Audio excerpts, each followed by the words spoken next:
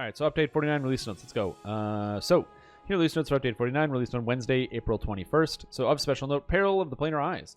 Help scholars from Wargrave University as they search Zendrick for the Planar Eyes. Mysterious artifacts tied to the power of Ebron's planes. Be careful, the eyes are also sought by a new and mysterious cult known as the Hidden Hand. This pack is free to VIPs and available in the DDO store. Peril of the Planar Eyes includes 4 adventures available at level 12 on Heroic and 32 on Legendary difficulty. An Element of Chaos, I Know Who Done It, Seizing the Dawn, and Beautiful Nightmares, and these quests are all accessible from the Lord's March Plaza. I have done these quests. They are extremely fun, and I think that if you have not done them yet, I can't recommend them enough. The heroic versions, the level 12 versions, aren't too bad. I did them on Lamania, and I didn't die, and I played a pretty wonky build, so I don't imagine they would be too tough on the live servers. I did not do the legendary versions. I will be doing them on hardcore because why not? Next is changes focused on game performance.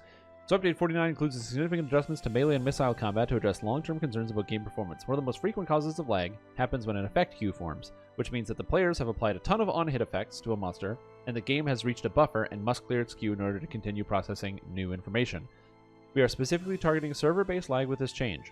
Behind the scenes, the server crunches damage, effects, and debuffs in a big queue. We can measure how efficient the server is at processing this queue by measuring the server frames. To begin researching and addressing the root cause, we put together some simulations of a standard large group and their on-hit profiles. What we found was that the amount of damage dealt didn't matter, it was the frequency that effects were being applied. It didn't matter if a simulation was against one target or many, if the effects queue was in trouble, the rest of the instance had its performance significantly impacted. That means lag not just for you and your group, but other people on the server. So the idea is that DDO uses a first in, first out sort of service.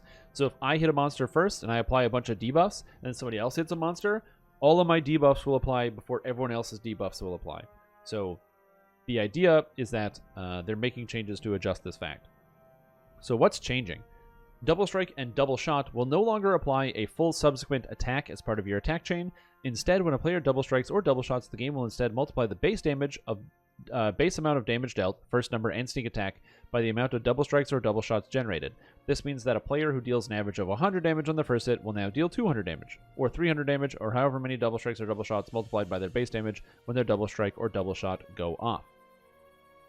When a double strike or double shot happens, you'll see an icon of 2 swords next to your damage in the floaty text, similar to how Point Blank Shot provides its feedback.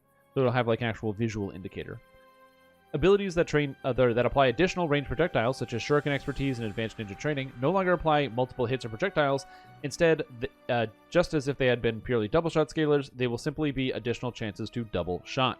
So it's going to give you a ton of damage. So now you're going to expect Shuriken, instead of hitting millions of times, you're just going to see really, really hilariously big numbers on your screen. Effects that trigger on hit will also have their damage multiplied comparatively. This means that if you deal 10 law damage on each hit, on a double strike, you will deal 20. So Eldritch Knights are fine, damage effects from weapons are fine, anything that adds additional damage, the Paladin light damage, the Arcane Archer damage, all that stuff is fine. It all multiplies through. Repeating crossbow and dual crossbow styles still fire 3 or 2 full projectiles, so you'll still see 3 numbers or 2 numbers respectively, and are still affected by their double shot penalties of 66% and 50%.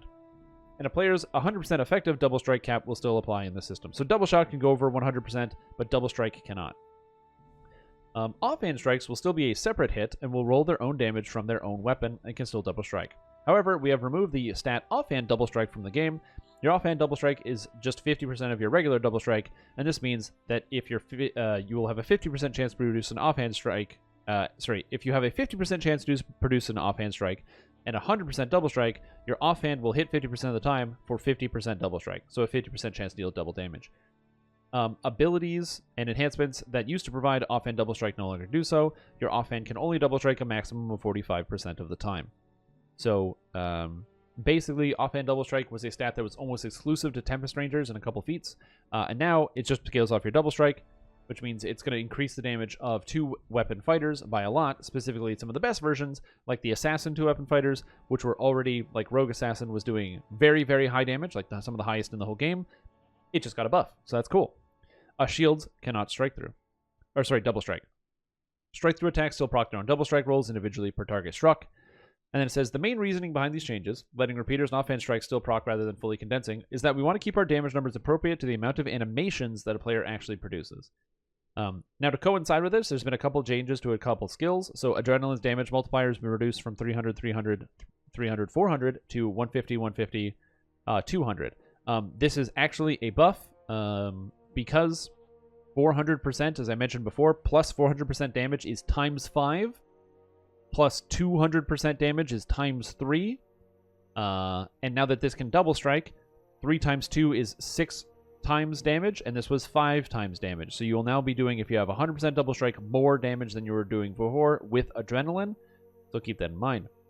Additionally, for people that don't have all that double strike, Fury Eternal's 33% chance to regain an Adrenaline charge on Vorpal has just been increased to 100%. Every time you Vorpal, you will get a Adrenaline charge back. So 1 in every 20 hits, you get an Adrenaline charge back, which is pretty cool with Haste Boost. Hunt's End damage multiplier has been reduced from 400% to 300%, and so has the cooldown. This is, again, just standardizing the damage. Hunt's End is now doing a very high amount of damage, and so they wanted to make an adjustment here. Asmar Scourge lost its offhand double strike and now gains regular double strike instead, which is fine. Fury Eternal and Fury Made Placid's tooltips no longer claim that 2 abilities are anti-requisites. That has nothing to do with double strike, but it's here. And the Tempest Capstone Dervish, which used to have 25% offhand double strike, which doesn't exist, now just gains 10% regular double strike, which is fine. And reformatted text on Tempest's other core abilities to be closer to current standards, no functional changes, so it's just going to read easier. So a major effect of this change is that you will see much spikier damage across the board. The double strike or double shot calculation takes the original roll into account when determining damage, which means that you'll see much higher highs and much lower lows. Attacks that crit will multiply that increased damage, so you'll see much higher numbers on those attacks. Attacks that miss will deal no damage as before, but rather than a double shot or double strike giving a chance for a second strike to deal damage, they will still deal no damage, as the original strike has missed. As mentioned before, if you're curious about these changes, in terms of damage, strictly damage dealing abilities, this is in all cases a damage increase, because spikier damage allows you to kill monsters faster. So having higher spike damage as opposed to a higher median damage is actually better for clear speed and for getting through quests and things faster. So this is actually a increase in damage and a good change. What they don't mention here is the change to non-damaging proc effects. Now, they don't mention it not because it's not important. That is one of the goals of the change, is to reduce non-damaging proc effects. They've mentioned it many other places. I don't know exactly why it's not here. But that being said, essentially non-damaging proc effects are an issue with this system as well, and this reduced the odd, they're not the odds, but the number of times that they apply to monsters, which should be fine. Most of the non-damaging proc effects are not essential in terms of like they need to go up right away. For example, a lot of them are just like debuffs, destruction, dust, ooze, these things that can go on the bosses, but they will still be able to stack pretty quickly. It's just instead of getting it in 2 attacks, you now have to get to 5 attacks before they fully apply, which is fine. And then certain effects, such as Vorpal, which is largely only useful in the first few levels of the game where you have no double strike, so it didn't matter. And Nerve Venom is the big one, are going to be less likely, but Nerve Venom was already so overpowered that I don't care that it gets nerfed. So yes. I'm talking about damage field, but double strike and double shot should be doing that. Should do another shot. Yeah, I would be fine if they renamed it to like double damage or something, but yeah. Anyway, but yeah, so Vorpal effects. Yeah, so Vorpal effects are not going to happen as often, but it's okay because Vorpal effects stop being relevant beyond like level 10 quests. And below level 10, you have almost no double strike, so you shouldn't really notice an effect on the Vorpal of your weapon attacks. Next is bow adjustments. So, we're updating bow combat in Update 49 for better balance, bug fixing, and to make our combat style stronger and more enjoyable overall. Our goals. So, number 1, add an animation set to bow combat that allows us to balance the bow combat style without incredibly high base attack bonus values to break the speed cap. Previous bow animations were problematic to balance in addition to causing issues for DDO's game engine. They needed to be replaced. So, there's a whole new set of animations. To buff bow builds in heroics, because bows attack a lot slower than other weapons, and that's specifically problematic in lower heroics. Buff bow builds in epics by retaining the existing maximum speed, but adding more power.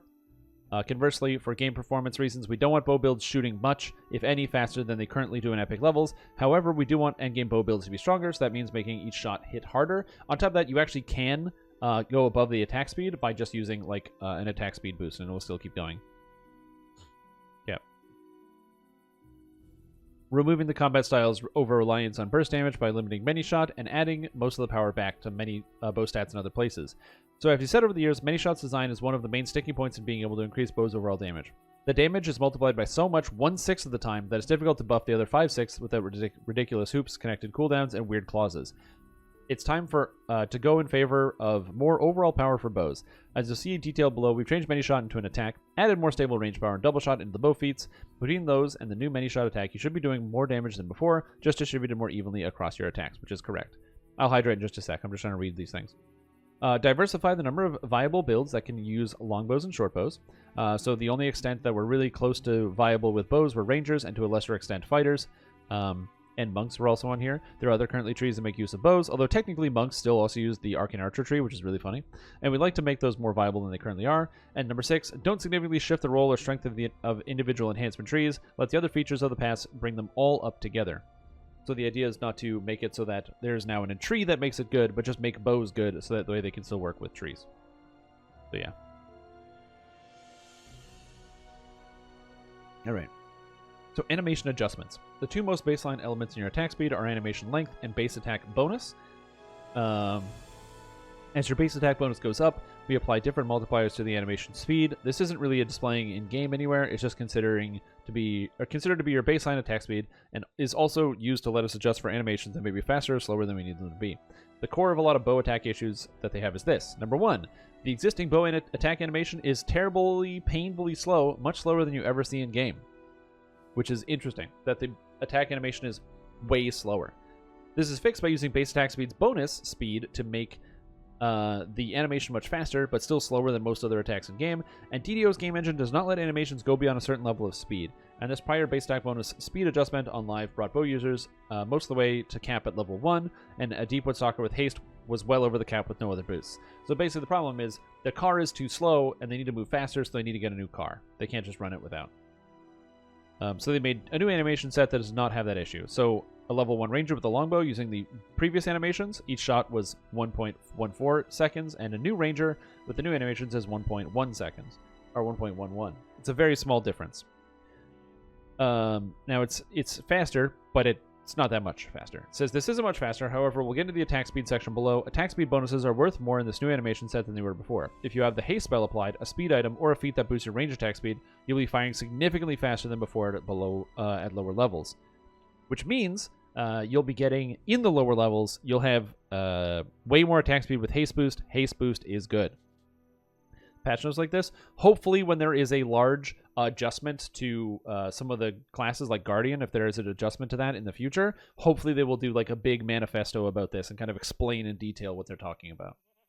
And it says here, as we said in goal number 3, however, we want you to fire about the same speed as you do on live now at endgame, so the amount of bow speed users gain for base attack bonus between level 1 and cap is a lot smaller. We're going to come back around to that because even if the base rate of fire is faster, some of the other bonuses to attack speed are going to count with bows when they didn't before due to the engine cap. So, attack speed adjustments. The current animation cap firing speed with bows is 0.69 seconds per shot, or 85 shots a minute. To get to the new endgame baseline speed to an attack speed of 0.69 seconds per shot, you need 25% attack speed boost. That will come from two sources. Enhancement, 15%. So you can get that from like haste, you can get that from blinding speed, and yeah, we understand that this affects other ranged builds that do not use bows and that are comfortable with that change. If they need buffing after this, we'll do it. Basically, haste used to give 22% attack speed to range. It no longer does. And blinding speed and reconstruct also used to do the same thing. They're now just going to be 15% across the board, which is there. Game change? No, I'm still streaming Lotro. I just want to look at the patch notes. So I'm going back to Lotro after this. I'm not swapping to DDO. Sorry to burst out. If you were like, oh man, you're swapping to DDO. Good. I hate that other game. Too bad. Yeah, and then a feat bonus of 10%. The remaining 10% we needed to reach 25% can come from a number of resources, but we decided to keep it in the place of one of the earliest sources available, Rapid Shot. This means that the following sources of bow attack speed have been removed. So Shot on the Run no longer gives 10% attack speed, so instead it just gives more range power, so it's 6 range power. It's also not bow specific, which is neat. Improved Archer's Focus, Tier 5 Deepwood Stalker, no longer gives 10% attack speed, it just gives range power. And Primal Hymn and Fatesinger no longer gives bow attack speed, it just gives nothing. And then all instances of 25% range alacrity have been reduced to 20%, basically all the bows. So that way you can't cap with one item. You need an item and an attack speed bonus from somewhere else. Better scaling damage. So now, your character's dexterity bonus is applied to damage by default when wielding a short bow or longbow. This is great. This was not in the game. Now you can just play a bow rogue or a dexterity-based bow user without needing to do some crazy hoop jump to get dexterity to damage, so I'm happy with this. Point blank shot now also adds, when using a longbow or shortbow, you gain +1 critical threat range. So now, at level 1 with point blank shot, your bows are not a 20 times 3 critical, they're a 19 to 20 times 3 critical, giving you the best critical threat range at lower levels. This is a big deal. This is a pretty big deal for that, so that's cool. Combat Archery now also grants +1 critical multiplier with longbows and shortbows. Again, this is straight critical multiplier at level 21, so your bows are going to be ×5 in epics now, as opposed to ×4, which is what they were before. So they got +1 critical multiplier all across the board, and the extra threat range. So it's pretty good. And Combat Archery now only requires 17 dex, down from 21. Alright, so now let's take a look at Many Shot and what happened with it. So Many Shot is dead. Rip Many Shot. In replace, you now have Many Shot, a bow attack. Ranged bow attack. Is this necessary? Anyway.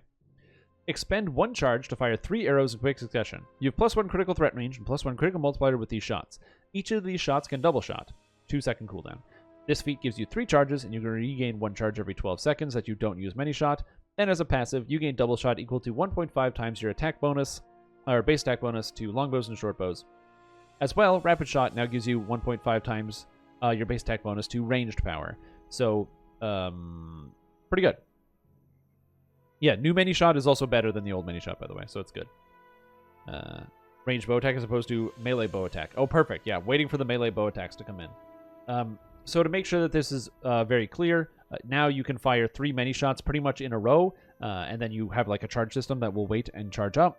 On top of that, there's the double shot and the range power equal to 1.5 times your base attack bonus. So at level 30, with a 30 base attack bonus, this is 45 double shot and 45 range power that you can sustain all the time.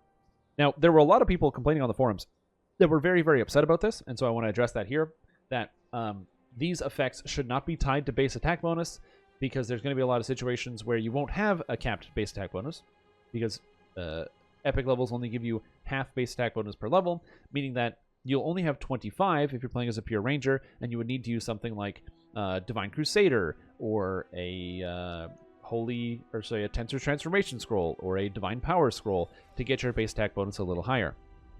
And then it shouldn't be fair that it's tied to the double shot, and they should change it back to what it was. However, I'd also like to inform all of those people that Many Shot gave you stats based on your base attack bonus previously. So the old Many Shot was based off your base attack bonus, and so was the new Many Shot. They're both based off your base attack bonus, so that's just the way it is. Whether it should or shouldn't should not be based on, like, oh, it didn't before, because that's literally how it worked before. So double check that. All right, anyway. Other miscellaneous bow changes. Will this affect No Holds Barred? No. Other bow changes. Knight of the Chalice is Tier 4. Knight's Training now also grants Shot on the Run, so it's 6 range power for being a Tier 4 Paladin. Active range attacks that have bonus critical threat range no longer get double that range on those attacks. So I'm assuming this is probably a bug, but apparently there's like a double threat range attack thing. Deepwood Stalker, Heavy Draws critical multiplier should now stay on the player more consistently. Paladin, Knight of the Chalice's Ranged Exalted Smite should now list its proper critical bonuses. And the critical threat range on the following bows has been reduced by 1 to 19 to 20. Of Pinion, the Cloud Piercer, Sapphire Sting, Epic Sapphire Sting, Bow of the Elements Air, Silver Longbow, Epic Thornlord, Unwavering Ardency, Bow of Sinew, and Collapsible Shortbow. Now, this might sound like a nerf. However, it is important to note that these bows will perform exactly the same as they did before, because every bow in the entire game is getting a bonus +1 to their critical threat range, so these bows will perform as good as they were before. However, they'll be even more powerful with the new bow changes. So be excited, these bows are still very, very good, and they are better than all other bows in their range. In fact, it is so much better to use something like Unwavering Ardency than basically any other bow in Heroics. Even the early epic bows don't even hold a candle to Unwavering Ardency, and let's not even talk about Pinion, which completely stomps all over top of all the other bows in early epics. So these are still very good. Don't be worried about that. Bow Strength has been rebuilt to work closer to other ability score to damage abilities in the game. You should now see it on examining bows you have equipped, and we fixed an issue where it would disappear if you had other ability score to damage abilities. I've never seen anyone use Bow Strength, but this is still neat. Half-Elf Dilettante Ranger, now it just gives you +1 to hit and damage with longbows and shortbows, which is better than it was before. Half-Elf Improved Dilettante Ranger is the same thing. Yep, there we go. Arcane Archer Final Strike now has its AoE additional AoE damage scale with range power, which apparently it did not. So this is happy days. And the first hit of additional AoE from Arcane Archer no longer scales with Ranger level, both on the Ranger and Elf versions. Instead, it is a static number of dice scaling with range power like the others. It was the only effect on Final Strike using Ranger level to scale, so that makes more sense. And then Final Strike used to add 10% double shot and did 250 bonus damage like Arrow of Slaying when it was never supposed to do that. So, there you go.